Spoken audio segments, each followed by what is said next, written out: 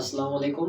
আজকে আমাদের পড়ার টপিক এসএসসি রসায়ন অধ্যায় 11 খনিজ সম্পদ, জীবাশ্ম বা জৈব যৌগ।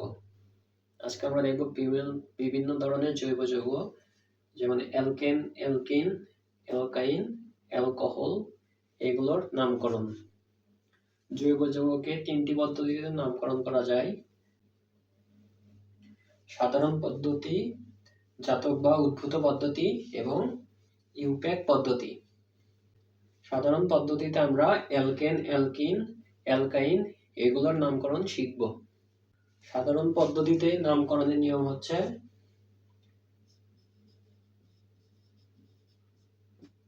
কার্বন সংখ্যা অনুসারে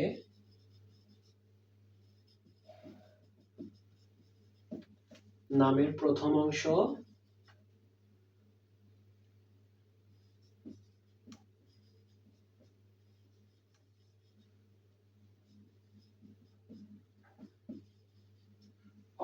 প্লাস অ্যালকেনের জন্য আমরা এন যুক্ত করব, অ্যালকিনের জন্য ইন, অ্যালকাইনের জন্য আইন যুক্ত করে নামকরণ করব এবং অ্যালকোহলের জন্য আমরা অল যুক্ত করব। একইভাবে অ্যালডিহাইড এর নামকরণের জন্য আমরা এল যুক্ত করে নামকরণ করব এবং কার্বক্সিলিক অ্যাসিডের জন্য ওয়াইক অ্যাসিড যুক্ত করে কার্বক্সিলিক অ্যাসিডের নামকরণ করব।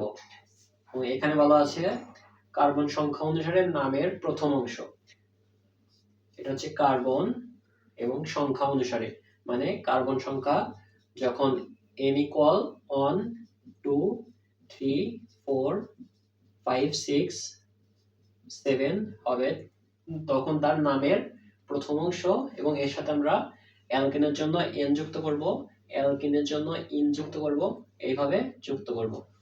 এখন আমরা দেখব কার্বন সংখ্যা যখন 1 হয় তখন এর নাম হচ্ছে মিথ।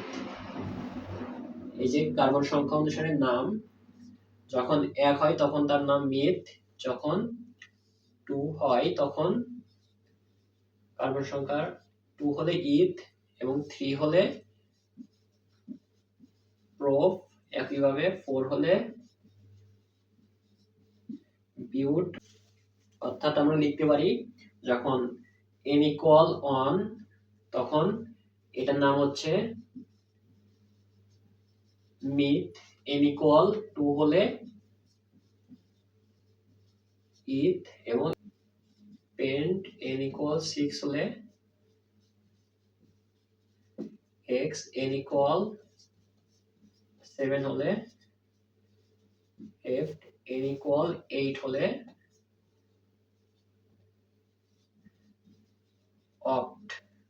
অর্থাৎ কার্বন সংখ্যা অনুসারে নাম, কার্বন সংখ্যা অনুসারে নামের প্রথম অংশ। কার্বন সংখ্যা 1 হলে মিথ, 2 হলে ইথ, 3 হলে প্রোপ। আমাদের এই নামগুলো আমাদের মনে রাখতে হবে। এগুলো আমরা মনে রাখলে আমরা অ্যালকেন, অ্যালকিন, অ্যালকাইন এগুলোর নামের জন্য আমরা শুধু এন, ইন এবং আইন এগুলো যুক্ত করে দিয়ে যথাক্রমে অ্যালকেনের জন্য এন যুক্ত করে দিয়ে অ্যালকেনের নামকরণ পাবো, অ্যালকিনের জন্য ইন যুক্ত করে দিয়ে অ্যালকিনের নামকরণ পাবো। একইভাবে অ্যালডিহাইডের জন্য এল যুক্ত করে দিয়ে আমরা অ্যালডিহাইডের নামকরণ পাবো। আমরা প্রথমে দেখব অ্যালকেনের নামকরণ এবং ক্রমান্বয়ে আমরা অ্যালকিন, অ্যালকাইন এগুলোর নামকরণ দেখব। এখন আমরা অ্যালকেনের নামকরণ দেখব, একই সাথে অ্যালকেনের সংকেতগুলো বের করব। সংকেত বের করার জন্য সাধারণ সংকেত CnH2n+2, এটি হচ্ছে অ্যালকেনের সাধারণ সংকেত। এবং অ্যালকেনে কার্বন কার্বন কার্বন একক বন্ধন থাকা, অর্থাৎ আমরা লিখতে পারি কার্বন কার্বন একক বন্ড, কার্বন কার্বন একক বন্ড।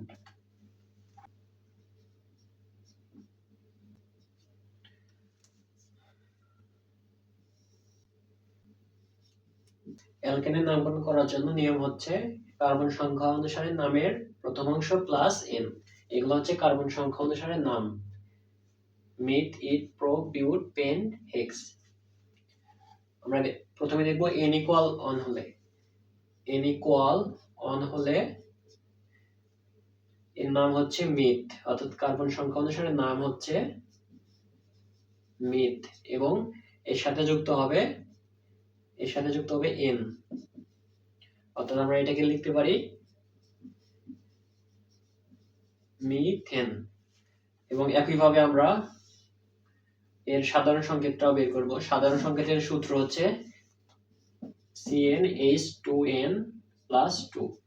আমরা n ইকুয়াল 1 এর জন্য আমরা পেয়েছি মিথেন, এবং আমরা এখানে n ইকুয়াল 1 বসিয়ে আমরা মিথেনের সংকেতটা বের করব, C1H2n+2। এখানে 1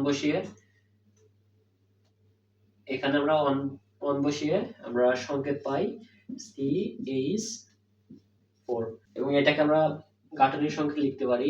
আমরা জানি কার্বনের যোজনী থাকে 4টা বা 4টা হাত থাকে, 4টা হাতের সাথে 4টা হাইড্রোজেন এইভাবে যুক্ত হবে। এরপরে সদস্য n ইকুয়াল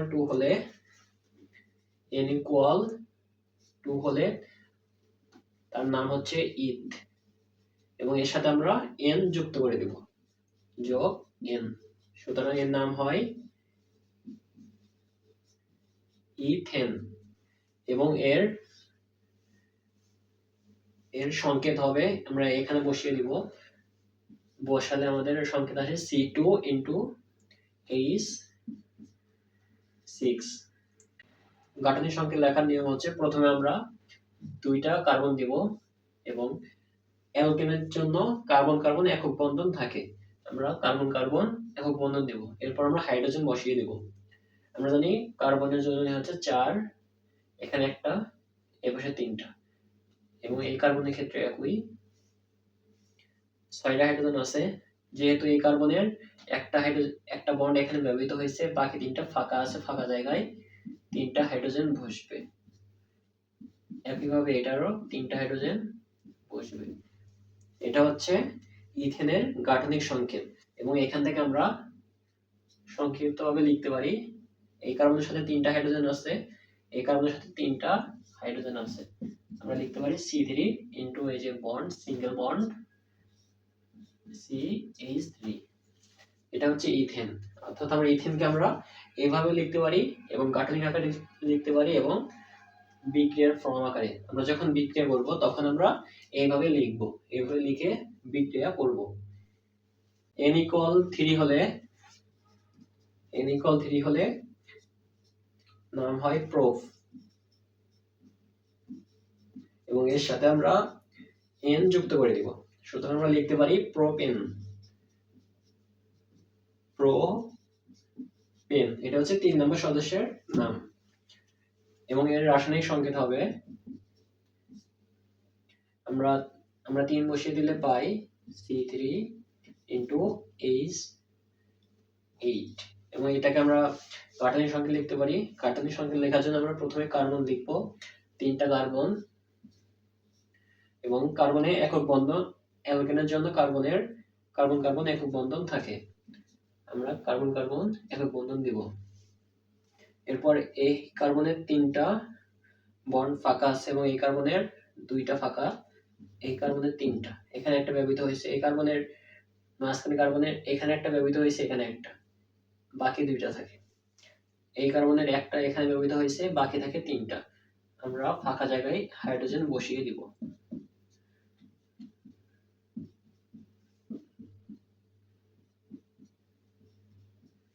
এটা হচ্ছে প্রোপেনের গাঠনিক সংকেত, এবং আমরা বিক্রিয়া ফর্ম দেখব। এই কার্বনের 3টা হাইড্রোজেন আছে, তাহলে আমরা লিখব CH3, এবং মাঝখানে কার্বন, এরপরে সিঙ্গেল বন্ড, এবং মাঝখানে কার্বন, এর সাথে 2টা হাইড্রোজেন রয়েছে CH2, এরপরে আরেকটা বন্ড, এর সাথে 3টা হাইড্রোজেন রয়েছে এটাকে আমরা লিখব CH3, অর্থাৎ এটা হচ্ছে প্রোপেন। আমরা দেখব n ইকুয়াল 4 হলে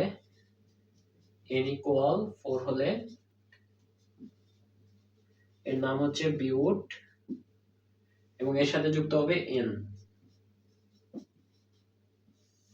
এটাকে আমরা লিখতে পারি বিউটেন। আমরা রাসায়নিক সংকেত n=4 এর জন্য বের করব।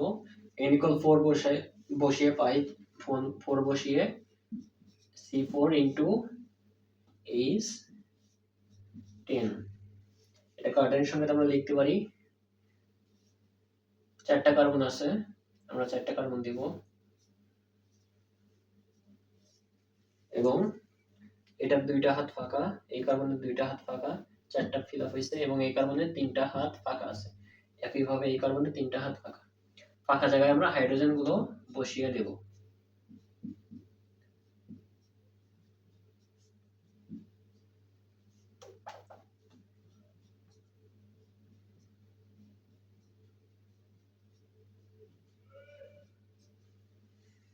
এটা হচ্ছে বিউটেনের গাঠনিক সংকেত এবং এই কার্বন CH3